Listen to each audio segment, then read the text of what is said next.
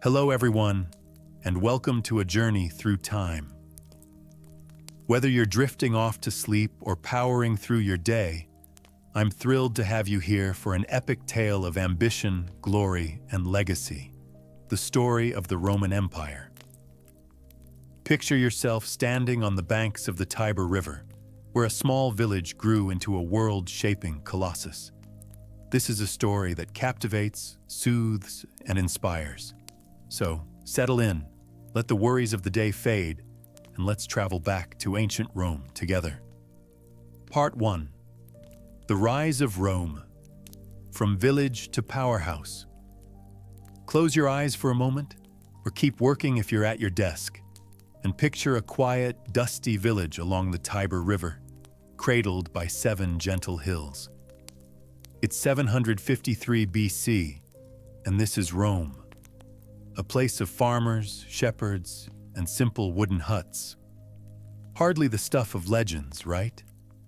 Yet, from this unassuming speck on the map, a civilization would rise to dominate the ancient world, its name echoing through millennia. Welcome to the story of the Roman Empire, a saga of ambition, ingenuity, and unrelenting drive.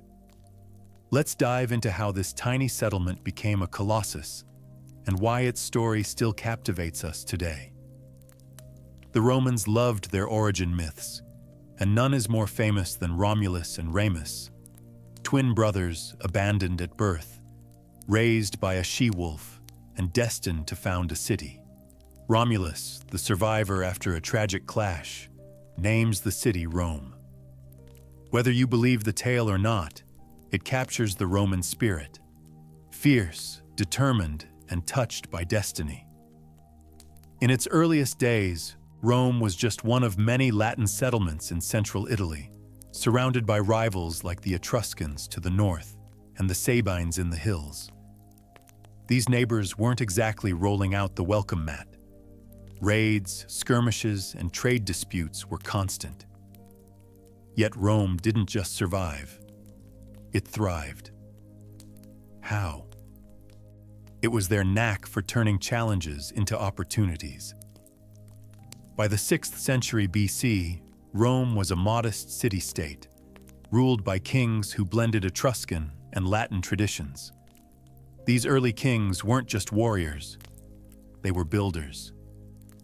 King Numa Pompilius, for instance, is said to have brought peace and religion to Rome, establishing priesthoods and calendars that gave the city a sense of divine purpose.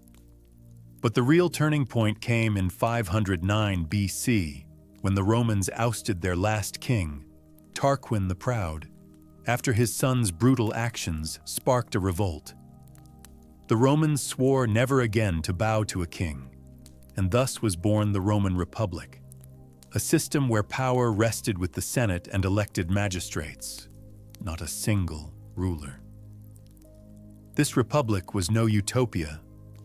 Power lay with the patricians, Rome's elite families, while the plebeians, common folk, fought for a voice.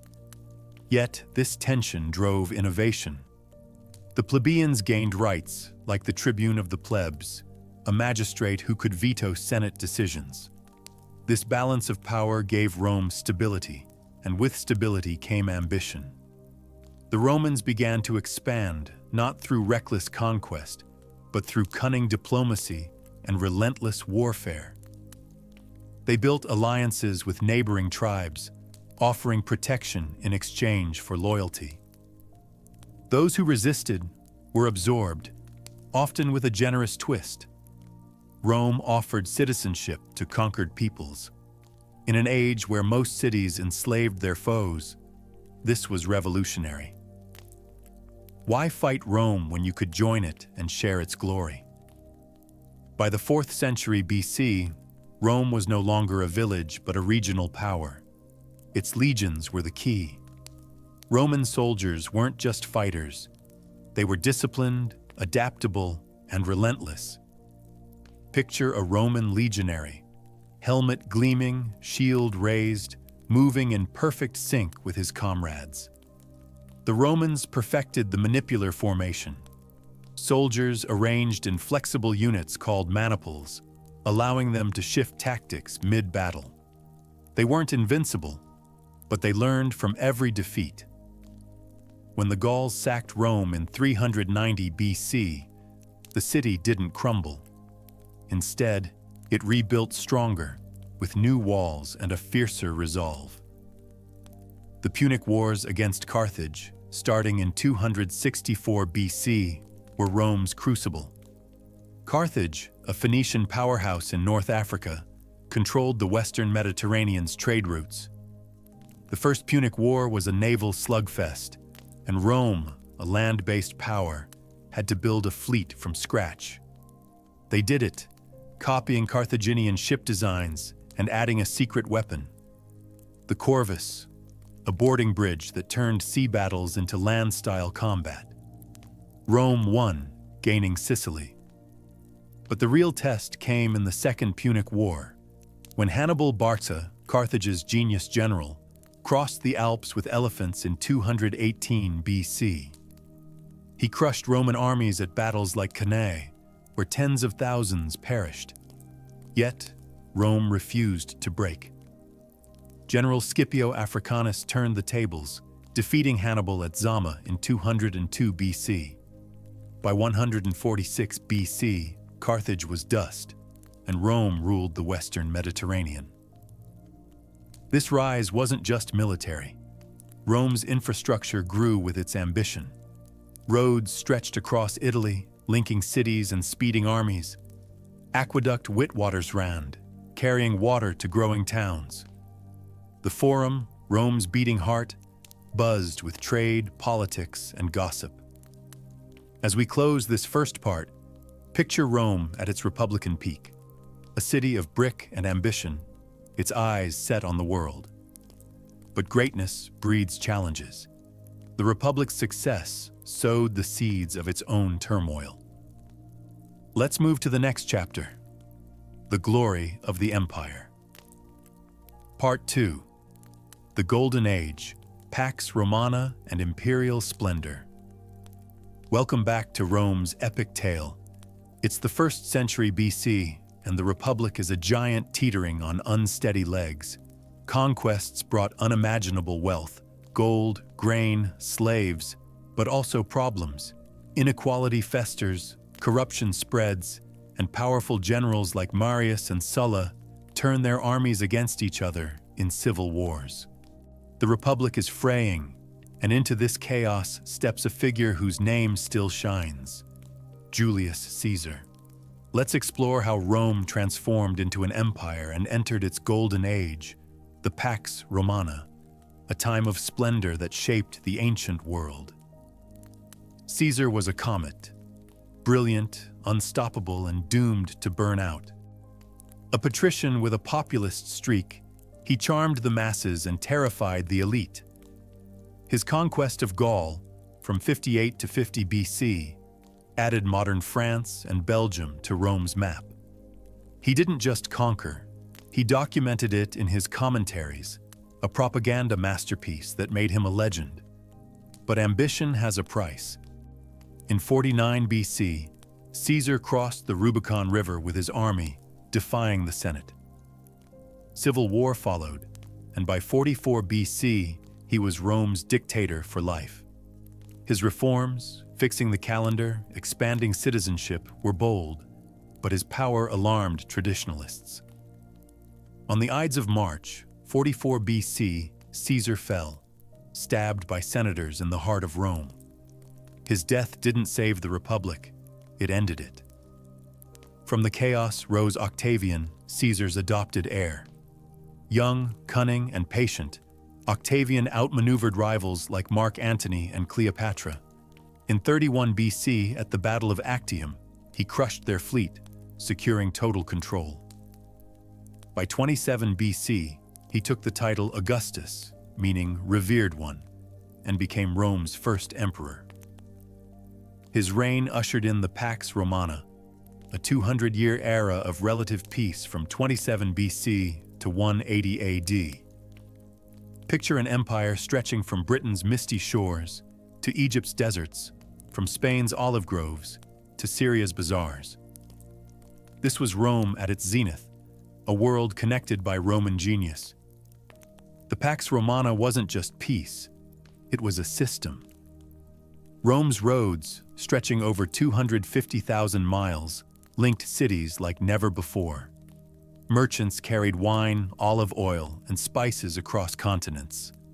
Aqueducts, marvels of engineering, brought fresh water to cities, feeding baths, fountains, and sewers. Rome itself, with 1 million people, was the ancient world's megacity. Its forum bustled with senators debating, traders haggling, and priests offering sacrifices. The Colosseum, built later under Vespasian, hosted gladiatorial games that thrilled crowds. Temples to Jupiter and Venus gleamed with marble, while insulae, crowded apartment blocks, housed the poor. This was a city of contrasts, where grandeur and grit coexisted. Roman culture unified this vast empire. Latin became the lingua franca of the elite, while Greek thrived in the East. Roman law standardized justice, from property disputes to criminal trials. Citizenship, once a privilege, spread to provinces, binding millions to Rome's ideals.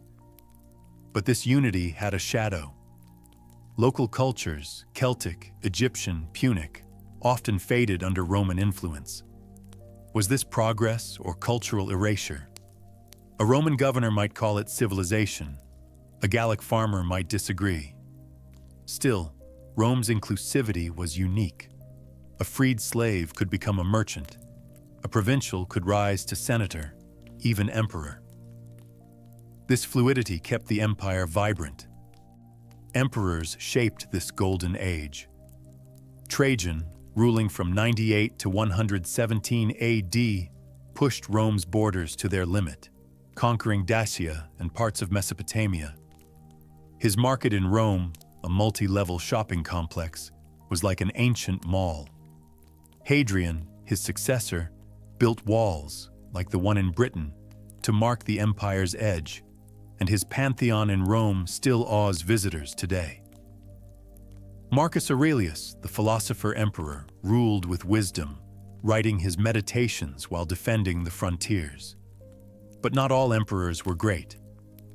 Nero, infamous for his excesses, allegedly fiddled while Rome burned in 64 AD, though that's likely a myth. Caligula's erratic rule shocked even Romans used to extravagance. Yet the empire endured, its systems stronger than any one man. Daily life in the empire was as varied as its lands. In Rome, the wealthy dined on peacock and dormice, reclining on cushioned couches, while the poor ate bread and porridge in cramped tenements. Public baths were a great equalizer. Rich and poor soaked side by side, gossiping and relaxing. Gladiators, often slaves or prisoners, fought for glory in arenas, their lives a gamble for freedom. Women, though rarely citizens, wielded influence behind the scenes, like Livia, Augustus's wife, who shaped imperial politics. The provinces buzzed with their own rhythms. Alexandria's scholars studied in the great library, while Britannia's tribes grudgingly adopted Roman ways. The Pax Romana's prosperity relied on slavery. Millions toiled in fields, mines, and households. Yet, Rome offered paths to freedom. A slave could be manumitted, becoming a freedman with rights. This mobility, rare in the ancient world, fueled loyalty. Still, cracks were forming. Heavy taxes burdened provinces, border wars drained coffers, and imperial extravagance sparked resentment. The Golden Age was dazzling, but it wasn't eternal. As we pause here, picture Rome's splendor, a world of marble and ambition, where a single city's vision united millions, but nothing lasts forever. Let's move to the final act, the fall of Rome. Part 3. The Fall and Legacy. The end of an era. We've reached the final chapter of Rome's saga. It's the 3rd century AD, and the empire is fraying.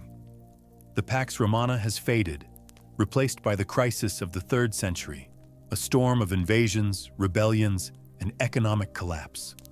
Emperors rise and fall, some lasting mere months. Barbarian tribes like the Goths and Vandals hammer the borders, while internal strife tears at Rome's heart. Yet Rome doesn't collapse overnight. It's a slow, agonizing decline, like a giant bleeding from 1,000 cuts. Let's explore why Rome fell and how its legacy endures, shaping our world today. The crisis of the 3rd century, from 235 to 284 AD, was chaos. Over 25 emperors ruled in 50 years, many assassinated or overthrown. The economy tanked, inflation soared, coins lost value, and trade faltered. Barbarians exploited the chaos, raiding deep into Roman territory. The plague of Cyprian, a deadly pandemic, added to the misery, killing thousands. Rome's size, once its strength, became a liability. Governing an empire from Britain to Persia was a logistical nightmare. Armies, stretched thin, relied on mercenaries who often turned on their paymasters. Emperor Diocletian, ruling from 284 AD, tried to stop the bleeding. He split the empire into east and west, each with its own emperor, to make it manageable. He reformed the economy, fixing prices and minting new coins, and reorganized the army for efficiency. His tetrarchy, 4 co-emperors sharing power, brought temporary stability. But it was a band-aid on a gaping wound. Diocletian's retirement in 305 AD led to more power struggles. His successor, Constantine, took bolder steps. In 313 AD, he legalized Christianity with the Edict of Milan, shifting Rome's spiritual core. In 330 AD, he moved the capital to Constantinople, a new Rome in the east. The Western Empire, centered in Italy, began to feel like a backwater. By the 4th century, the West was crumbling. Germanic tribes, once kept at bay, now roamed freely. The Visigoths, fleeing Huns, sought refuge in Roman lands, but were mistreated. In 378 AD, they crushed a Roman army at Adrianople, killing Emperor Valens. In 410 AD, the Visigoths sacked Rome itself, a shock that shook the world. The Vandals followed, looting Rome in 455 AD. The final blow came in 476 AD, when a barbarian warlord, Odoacer, deposed the last Western emperor, Romulus Augustulus. The Western Roman Empire was gone. The Eastern Empire, later called Byzantium, endured for another 1,000 years, preserving Roman traditions in a new form.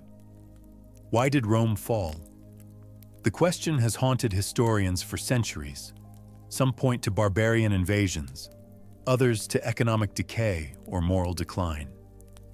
The truth is complex. Rome's vast size made it hard to defend. Border garrisons couldn't be everywhere. Corruption eroded trust. Senators and governors often prioritized wealth over duty. The reliance on mercenaries weakened the legion's loyalty. Christianity, some argue, shifted focus from civic pride to spiritual salvation, though others see it as a unifying force. Climate changes and plagues strained resources.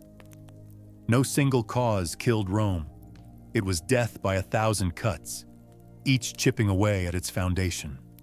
Yet Rome's story doesn't end in 476. Its legacy is woven into our world. Roman law shaped modern legal codes. Concepts like innocent until proven guilty have Roman roots. Latin birthed Romance languages, Italian, Spanish, French, and more. Roman engineering, arches, aqueducts, roads, inspired architects for centuries. The Catholic Church, rooted in Rome, carried its traditions forward, blending pagan and Christian rituals. Even our calendar, refined by Julius Caesar, bears Rome's mark. Political terms like Senate, Republic, and Emperor echo Rome's influence. Walk through London or Lisbon, and you'll see Roman-style columns and arches. Rome didn't vanish. It transformed, its ideas enduring in our laws, languages, and cities. Life after the fall wasn't the dark abyss once imagined. In the West, barbarian kingdoms adopted Roman customs, blending them with their own. In the East, Byzantium preserved Roman law and culture, bridging antiquity to the Middle Ages. The Renaissance revived Roman art and literature, while the Enlightenment drew on its political ideas. Rome's fall was less a collapse than a transition, a shift from one empire to a legacy that still shapes us. As you drift off or keep working, let Rome's story linger. It's a tale of human ambition, triumph, and fragility. From a village on the Tiber to a world-spanning empire, Rome showed what humanity can achieve and how even the mightiest can falter. Its roads, laws, and ideas are our inheritance, reminders that no empire lasts forever, but its echoes can. Thank you for joining me on this journey through the Roman Empire. Sleep well, or keep conquering your day with Rome's spirit in your heart.